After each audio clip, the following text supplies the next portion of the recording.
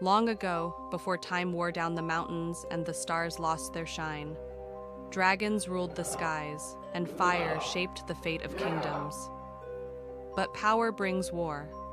Dragons and humans clashed, turning skies to smoke and cities to ash. Until one dragon, mightier than the rest, rose not to fight, but to bring peace. In a quiet village where everyone feared dragons, lived a brave young girl named Lira. But unlike the others, Lira believed there was more to the ancient tales. One misty morning, she stepped forward from the crowd as villagers gathered. Holding the dragon's pact, she promised peace, not war. Before the elders and wary villagers, her voice trembled with courage as she vowed to find the last dragon. Legends came alive in her mind, fire and fury, and one dragon who once sought peace. Whispering to herself, "I will not be afraid," she tightened her satchel and journeyed into the mountains, accompanied by silent escorts through foggy forests and winding trails. Before a vast cave, etched with runes and humming with power, her companions faltered. But Lira stepped forward alone. Inside, crystals shimmered, lighting her path to a slumbering beast, Dragor, the last dragon. His golden eyes opened, ancient and watchful. In a flash of flame and light, he became a man, regal and mysterious.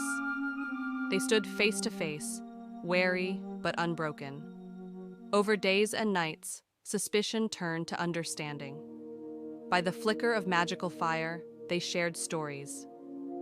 She trained while he watched, guiding her like a teacher, like something more. Together, they unearthed lost histories in hidden chambers. She laughed at his first smile, and they danced under stars with light swirling around them. He told her of the dragons who flew to the stars, leaving him behind. Her heart ached for him. Then came the dream. Flames, war, and a pulsing scale glowing with warning. At dawn, she saw it, a great army marching through the valley. With fire in her chest and the pendant glowing, Lira stood alone on the mountain pass facing the enemy. The commander sneered. Arrows flew. She fought with speed and grace.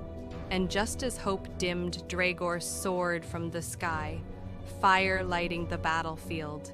Together they fought, but he fell, wounded. Kneeling before her, he pressed his scale into her hand and whispered his last words. When the battle ended, Lira stood alone atop the mountain. The wind carried sorrow and strength through her cloak.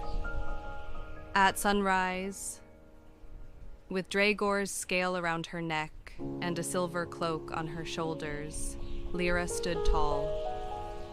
Not just a girl, not just a warrior, the new protector of peace.